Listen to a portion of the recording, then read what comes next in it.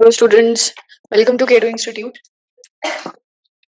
स्वागत है आप सभी का हमारी अगली वीडियो में केमिकल काइनेटिक्स की, जो कि हमारा लेक्चर नंबर 3 है। आई होप आप सभी लोगों ने पुराने वीडियोस और पुराने लेक्चर्स जो हैं उनको देख लिया है। जिस किसी ने भी नहीं देखा है, चैनल पे प्लेलिस्ट प्रेजेंट है। 2 लेक्चर्स हमने कवर अप कर लिए हैं, आप उनको जरूर जाकर देखिए। आज का जो लेक्चर है, उस लेक्चर के अंदर हम 2 बहुत ही इंपॉर्टेंट टॉपिक्स डिस्कस करने वाले हैं। पहला टॉपिक है हमारा रेट लॉ के बारे में, और जो अगला टॉपिक ऑफ डिस्कशन होगा वो होगा हमारा रेट कांस्टेंट के बारे में। ठीक है। जैसे हमने पिछली क्लास में डिस्कस किया था कि किसी भी रेट ऑफ द रिएक्शन को डिटरमाइन करने के लिए, यानी स्पीड ऑफ द रिएक्शन को डिटरमाइन करने के लिए हमें जरूरत होती है कॉन्सेंट्रेशन ऑफ रिएक्टेंट्स की। यानी रिएक्टेंट जो है वो एक ऐसी स्पीशीज है जिससे आपने रिएक्शन को स्टार्ट किया है, इनिशिएट किया है। ठीक है। तो आपके पास रिएक्टेंट से आप प्रोडक्ट फॉर्म कर रहे हैं, और किसी भी रिएक्शन में आपके पास रिएक्टेंट की जो कॉन्सेंट्रेशन है that is known to you. ठीक है। रेट लॉ जो है वो ये बताता है कि कोई भी पर्टिकुलर रेट, यानी किसी भी पर्टिकुलर रिएक्शन का जो भी कोई रेट होता है वो क्लियरली इस रिएक्टेंट के ऊपर ही डिपेंड करता है। This is what chemical kinetics और the rate law explains to us. ठीक है। रेट लॉ जो है वो एक इक्वेशन मान लीजिए जो हमें एक रिलेशनशिप दे रही है, यानी this rate law which is RL gives relation between rate of the reaction and concentration of reactant। ठीक है। अब ये जो है, इस चीज से हमें ये पता चलता है कि कोई ना कोई तरीके से तो कॉन्सेंट्रेशन जो है रिएक्टेंट की वो हमारे लिए इम्पोर्टेंट है during a course of the reaction. लेकिन वो किस तरीके से डिपेंड होती है, वो किस टर्म्स में, यानी लीनियरली, इनवर्सली, किस तरीके से वो डिपेंड करेगी, ये अब हमें डिस्कस करना है। सबसे पहले तो हम चलते हैं अपने एक्सप्रेशन की तरफ कि रेट लॉ का जो एक्सप्रेशन है, क्योंकि ये एक लॉ है और लॉ को हम मैथमेटिकली एक्सप्लेन करेंगे। उस एक्सप्रेशन को सबसे पहले तो हम डिस्कस करते हैं, जो कि है हमारे रेट लॉ के लिए। ठीक है। रेट लॉ जो है एक्सप्रेस करते हैं एक रिएक्शन के लिए, जो कि A प्लस बी से we are forming C plus D. ठीक है। आई होप आप सभी को पता है कि यहाँ पर A एंड B जो है दोज आर दी रिएक्टेंट्स, वहीं पे C एंड D जो है हमारे पास दे आर दी प्रोडक्ट्स, और A, B, C and D are stoichiometry coefficients. यानी एक तरीके से आपको एक बैलेंस्ड इक्वेशन जो है वो आपको एक्सप्रेस करके दी है, coefficients of A, B, C, D respectively. ठीक है। हमने सपोज किया एक रिएक्शन इस तरीके से यहाँ पर हो रही है। रेट जो है, रेट लॉ के हिसाब से रेट क्या कहता है कि रेट जो होगा वो सिर्फ और सिर्फ डिपेंड करेगा इनिशियल कॉन्सेंट्रेशन ऑफ रिएक्टेंट्स पर। This is what is the expression for your rate law. Rate law ये कह रहा है कि आपके पास सिर्फ और सिर्फ एक ही इंफॉर्मेशन पता होनी चाहिए अपने रेट के बारे में, और वो होती है इनिशियल कॉन्सेंट्रेशन ऑफ रिएक्टेंट्स। ए और बी जो है ये आपके पास इनिशियल कॉन्सेंट्रेशन ही है। ठीक है। अब इस इनिशियल कॉन्सेंट्रेशन के साथ एक बहुत इंपॉर्टेंट टर्म ऐड हो जाती है रेट लॉ में, और वो टर्म होती है ये x और ये y। यानी कि x एंड y जो होंगे ये कोई ना कोई एक्सपोनेंट्स होंगे। ठीक है। यानी बेसिकली कोई ना कोई नंबर्स है। अब ये नंबर्स जो है ये बेसिकली हमें डिटरमाइन करेंगे कि रिएक्शन जो है वो किस तरीके से एक्सप्रेस किया जाएगा। ठीक है। यानी जो पहली चीज हमें पता चल गई वो ये पता चल गई दैट कि rate law states that rate of a reaction is directly proportional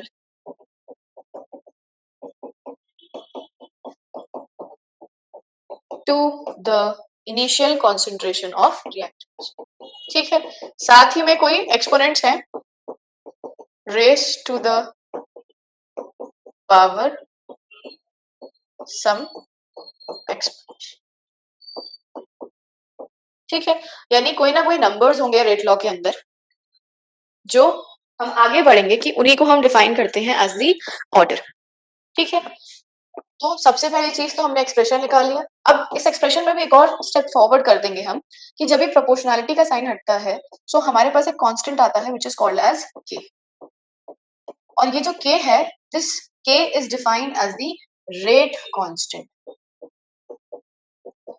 क्योंकि ये रेट ऑफ द रिएक्शन में आने वाला एक कांस्टेंट है, इसीलिए हम उसको बोल रहे हैं रेट कांस्टेंट। क्लियर हो गया?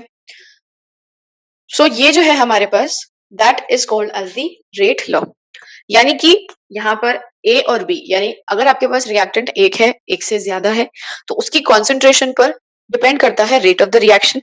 दूसरी चीज कि अगर हमारे पास कोई ना कोई एक्सपोनेंट्स है, जैसे इस पर्टिकुलर एक्सप्रेशन में हमने वो एक्सपोनेंट्स लिए हैं एक्स और वाई, तो ये जो एक्सपोनेंट्स हैं इनमें एक चीज जरूरी है कि that they may or may not be equal to stoichiometric coefficients, यानी कि ऐसा हो सकता है और नहीं भी हो सकता है कि ये स्टोइकियोमेट्रिक कोएफिशिएंट्स के बराबर आए। कौन से कोएफिशिएंट्स? जो बैलेंस इक्वेशन में होते हैं। कि ऐसा जरूरी नहीं है और ऐसा कोई रूल नहीं है कि यहाँ पर जो ये एक्सपोनेंट्स आ रहे हैं, यहाँ पर ये जो एक्स और वाई नंबर्स आ रहे हैं, ये एक्स और वाई वही हो जो ए बी सी और डी होंगे। ऐसा हो भी सकता है और ऐसा नहीं भी हो सकता। ठीक है, सो ये जो है हमारे पास एक और चीज आती है जो इसके शॉर्ट कमिंग मान लीजिए, या फिर हम ऐसा कह सकते हैं which is a point to note, कि रेट लॉ जो है वो हमारे पास it is not for a balanced chemical equation, यानी कि जो रेट लॉ है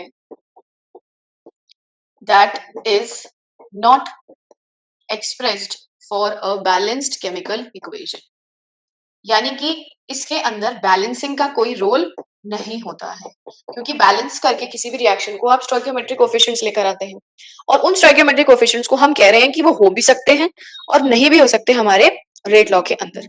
सो अगर हम बैलेंस करें या हम अपनी इक्वेशन को बैलेंस नहीं करें, it hardly effects the rate law. ठीक है, और I can say that the rate of equation of the rate law. ठीक है, तो अब ये समझते हैं कि ये जो एक्स और वाई है एक्चुअली, ठीक है, यानी जो हम जिनको हम एक्सपोनेंट्स कह रहे हैं इन रेट लॉ, वो एक्चुअली में है क्या? सो ये जो एक्सपोनेंट्स है बहुत इंपॉर्टेंट चीज है। दीज एक्सपोनेंट्स आर नथिंग, अगर आप इन एक्सपोनेंट्स का सम कर दें, यानी अगर हम x प्लस वाई का, जो कि एक्सपोनेंट्स है हमारे रेट लॉ में, इसका सम कर देंगे, so that will give us the order of reaction. Very very important point. Order of the reaction क्या होता है? ऑर्डर ऑफ द रिएक्शन होता है sum of exponents in rate law. Rate law में जो भी कोई एक्सपोनेंट्स आ रहे हैं, 1 2 3 0 1 1/2 3/2 -1/2 कुछ भी हो सकता है, उनका अगर हम सम कर देंगे तो हमें मिल जाएगा अपना ऑर्डर ऑफ द रिएक्शन। यानी जो भी हमारे रेट लॉ के एक्सप्रेशन में हमें जो भी कोई नंबर्स दिखाई देते हैं, उन सब का सम करने पे हमें ऑर्डर ऑफ द रिएक्शन मिल जाता है। ठीक है, अब इंपॉर्टेंट चीज क्या है कि अगर सपोज कीजिए हमारे पास कोई रेट की इक्वेशन लिखी है के a raise to the power 1 b raise to the power 1, तो इस पर्टिकुलर रिएक्शन के लिए ऑर्डर क्या हो जाएगा? Order will be 1 + 1 that is equal to 2। ठीक है, अब आप क्लियरली ये समझ पा रहे होंगे 1 यहाँ पर ऑर्डर आने का मतलब क्या है कि the order with respect to concentration of A is 1, यानी कि as concentration of A increases the order also increases, यानी कि ऑर्डर 1 होके हमें क्या पता चला that A and rate of reaction, A माने concentration of A, square bracket जहां जहां पे हम लिख रहे हैं वहां पे कॉन्सेंट्रेशन आती है। इससे हमें ये पता चला कि ए की कॉन्सेंट्रेशन और रेट ऑफ द रिएक्शन का बीच में एक लीनियर रिलेशनशिप है। लीनियर रिलेशनशिप का मतलब है कि डायरेक्ट रिलेशनशिप है। ठीक है, वहीं पे अगर सपोज कीजिए हमने कोई और एक रिएक्शन लिख लिया, यही सेम चीज जो है इस पर्टिकुलर रिएक्शन में हमारी विद रिस्पेक्टिव टू बी भी है, कि अगर बी की कॉन्सेंट्रेशन बढ़ रही है तो रेट भी बढ़ रहा है। डायरेक्ट दैट मीन्स उनके बीच में भी एक डायरेक्ट रिलेशनशिप है। लेकिन सपोज कीजिए हमने एक रेट लॉ लिख दिया है, rate equals to we are writing for k a raise to the power 2 and then b raise to the power 0। Order क्या आया? ऑर्डर अब भी हमारे पास आया 2 + 0 यानी 2। बट इसमें मतलब क्या? इसमें मतलब ये है anything raise to the power 0 is what 1, यानी हम इसको लिख सकते हैं a raise to the power 2। यहाँ पे मतलब क्या है, the order with respective to a is 2 and with respective to b is 0। मतलब ऑर्डर ऑफ द रिएक्शन जो होगा वो क्या होगा, that is independent of concentration of b। It refers to that rate of reaction is independent of concentration of B। यही मतलब होता है। दूसरा मतलब क्या होता है कि A के रिस्पेक्टिव में 2 है, यानी अगर आपने A की concentration, if concentration of A is doubled, ठीक है, देन क्या इफेक्ट होगा कुछ सोचिए।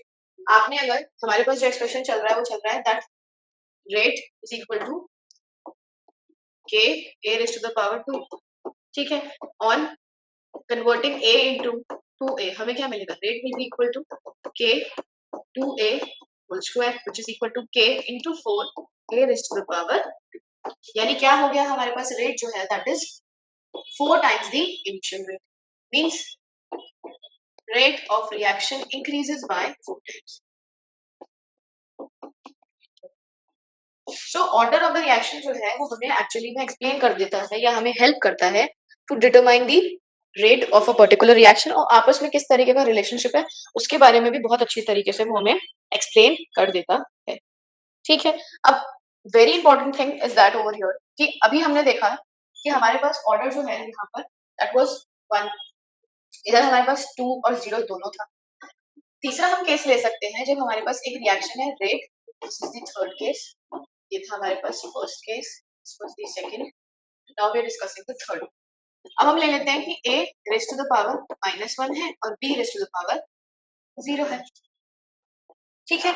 यानी कि इस a raise to the power -1 का मतलब क्या है समझिए, इसको हम ऐसे लिख सकते हैं k upon a b raise to the power 0, b raise to the power 0 आने का मतलब है 1, यानी हमारे पास क्या बचा k अपॉन a, यानी कि रेट ऑफ द रिएक्शन से इनवर्स रिलेशनशिप है, व्हिच मींस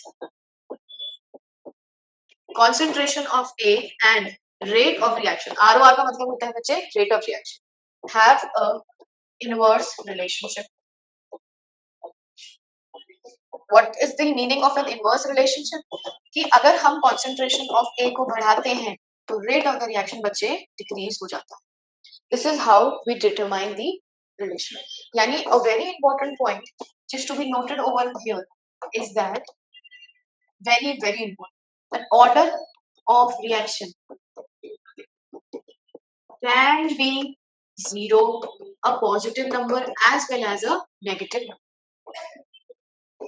यानी हम मोटा मोटा क्या कह सकते हैं कि इंटीजर्स जो हैं उन सब एग्जिस्ट कर सकते हैं एज दी ऑर्डर, फ्रैक्शन हो, पॉजिटिव हो, 0 हो, सारे के सारे नंबर्स जो है वो हमारे ऑर्डर ऑफ द रिएक्शन को डिफाइन कर देंगे, ठीक है। आई होप आपको क्लियरली समझ आ गया हो ये पॉइंट कि what is the order of a reaction, ठीक है। अब चलते हैं अपने अगले टॉपिक की तरफ, which was the second most important topic of the class, which is the rate constant, ठीक है। सो रेट कांस्टेंट अभी हम देखकर आए रेट लॉ में कि rate constant is nothing, rate equals to k. अगर हमने एक ही कॉन्सेंट्रेशन ली है रिएक्टेंट की तो ये जो के है इसी को हम बोल देते हैं रेट कांस्टेंट, ठीक है। अब पॉइंट ये आता है कि ये रेट कांस्टेंट हमें किस तरीके से हेल्प करेगा, इसकी यूनिट क्या है, क्या हम इस पर्टिकुलर रेट कांस्टेंट के बारे में कोई इन्फॉर्मेशन लेकर अपने ऑर्डर के बारे में कुछ बता सकते हैं कि नहीं, क्योंकि if this is important to us then definitely हमें न्यूमेरिकल्स में एक इंपॉर्टेंट क्वेश्चन जरूर बना सकता है। तो सबसे पहले तो चलते हैं इसकी यूनिट की तरफ कि हम रेट कांस्टेंट की यूनिट को कैसे डिटरमाइन कर सकते हैं, ठीक है। अब आप सबके मन में आ रहा होगा कि क्योंकि ये रेट और हम इसको बोल रहे हैं कांस्टेंट है तो ये यूनिटलेस होना चाहिए था, बट ऐसा नहीं होता है।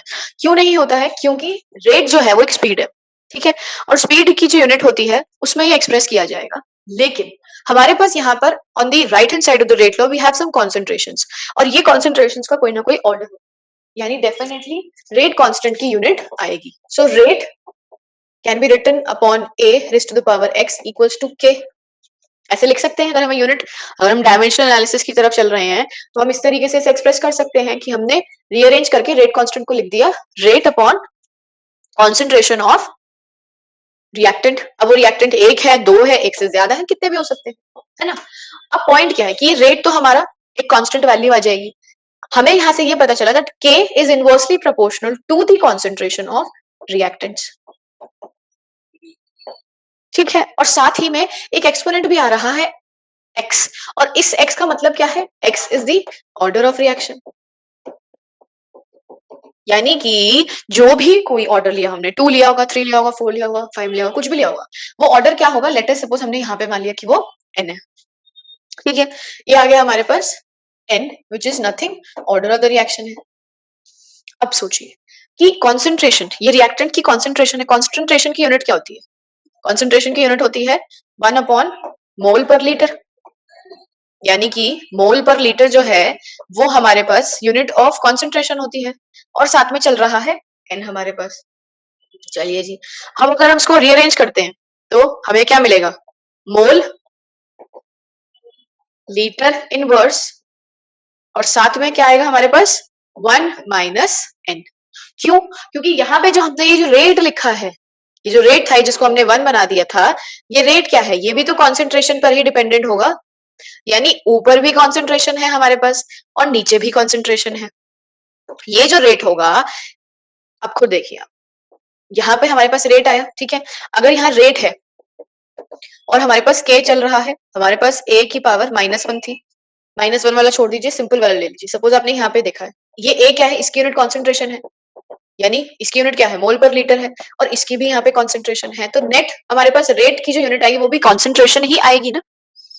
यानी कि यहाँ पे जो ये रेट है ये भी क्या है, कॉन्सेंट्रेशन पर ही डिपेंडेंट है, यानी इसकी यूनिट जो होगी वो भी कॉन्सेंट्रेशन होगी। तो अगर हम इस रेट की जगह पर कॉन्सेंट्रेशन ही लिख देते हैं तो कुछ फर्क नहीं पड़ेगा, यानी मोल और लीटर ही हमने लिख दिया है। तो 1 यानी कि आपके पास एक ऐसा एक्सप्रेशन आ गया जिसमें आपके पास दोनों ही एक्सपोनेंट्स के जो बेसिस हैं वो आपके पास सेम आ गए हैं, और सेम आने की वजह से आपका यूनिट जो बन जाती है वो बन जाती है मोल लीटर इनवर्स 1 माइनस, यानी कि n जो है that is the order of reaction. ठीक है जी, अब हम ऐसे कह सकते हैं कि अगर हमें किसी भी ऑर्डर के बारे में निकालना है, यूनिट ऑफ रेट कांस्टेंट हमें क्या मिल गया, यूनिट ऑफ रेट कांस्टेंट हमें सॉल्व आके मिला मोल लीटर इनवर्स 1 माइनस n।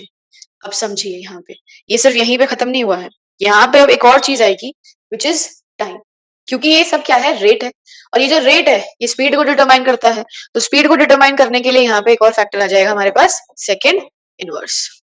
ठीक है जी, यानी ये जो रेट है, इस रेट का मतलब क्या है, change in concentration, rate is equal to change in concentration with respective to time. Time के साथ साथ हमारी कॉन्सेंट्रेशन बदल रही है, तो टाइम तो आना ही चाहिए था, सो टाइम हमने एन में लिख दिया है। तो यूनिट ऑफ रेट कांस्टेंट हमें मिल गई है ये जो हमने अपनी लिखी है इधर, मोल लीटर इनवर्स सेकेंड इनवर्स, जिसमें एन जो है वो हमारा ऑर्डर ऑफ द रिएक्शन हो जाता है। तो सपोज कीजिए आपके पास एक जीरो ऑर्डर रिएक्शन है, ठीक है, जीरो ऑर्डर रिएक्शन के लिए क्या होगा, के हो जाएगा हमारे पास mole litre inverse 1 minus n second inverse. Zero के लिए एन की वैल्यू क्या है जी, जीरो होगी, तो K can be written as mole litre inverse 1 second inverse. ये हो जाता है हमारे for the zero order reaction. वहीं पे if you write for first order,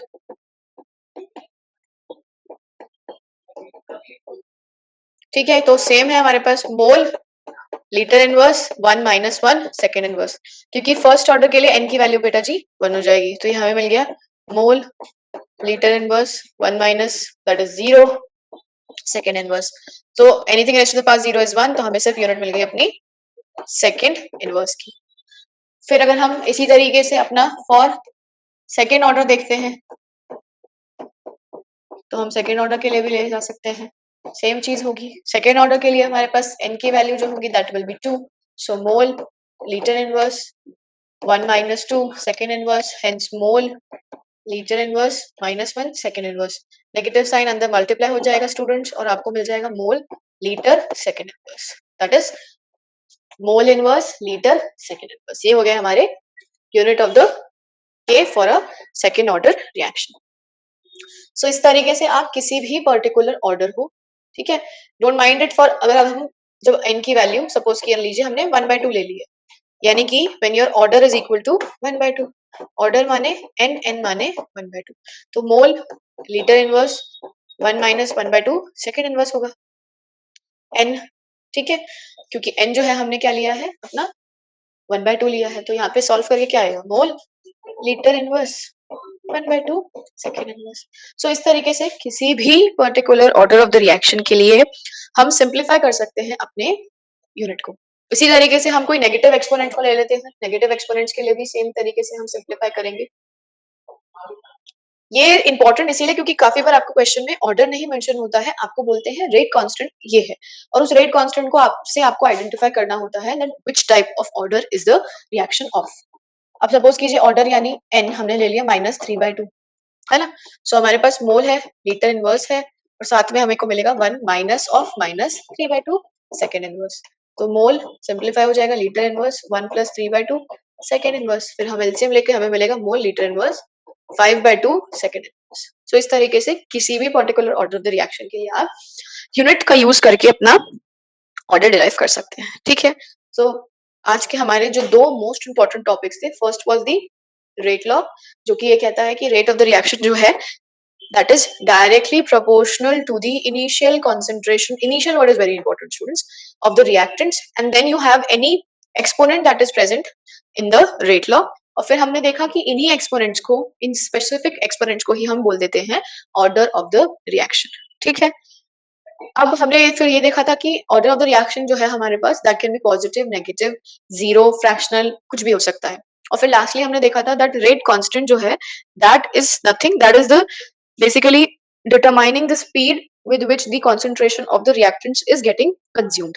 तो उसमें हमने देखा कि स्पीड है, तो स्पीड के लिए वी हैव टाइम, क्योंकि रेट है और कॉन्सेंट्रेशन बदल रही है टाइम के साथ साथ, तो सेकंड के लिए हमने एक यूनिट लिया है और साथ ही में बदल रही है कॉन्सेंट्रेशन, तो हमारे पास आ गया अपना मोल litre inverse 1 minus n second inverse. I hope आप सभी को ये पॉइंट समझ आ रहा होगा कि जो रेट है ना ये हमारे पास एक स्पीड है, ठीक है, और ये स्पीड किस चीज की है, स्पीड है कि आपकी कॉन्सेंट्रेशन कब बदल रही है विद रिस्पेक्टिव टू टाइम, यानी यहाँ पर change in concentration with respective to time है, तभी यहाँ पर हमें एक सेकेंड इनवर्स में मिला है, ठीक है। तो अगर आप अपना फर्स्ट लेक्चर आप देखकर आते हैं तो आपको याद होता कि हमने वहां पे यही पढ़ा था कि कॉन्सेंट्रेशन ऑफ रिएक्टेंट जो है वो बदलती रहती है विद रिस्पेक्टिव टू टाइम, और रेट जो होता है वो यही होता है,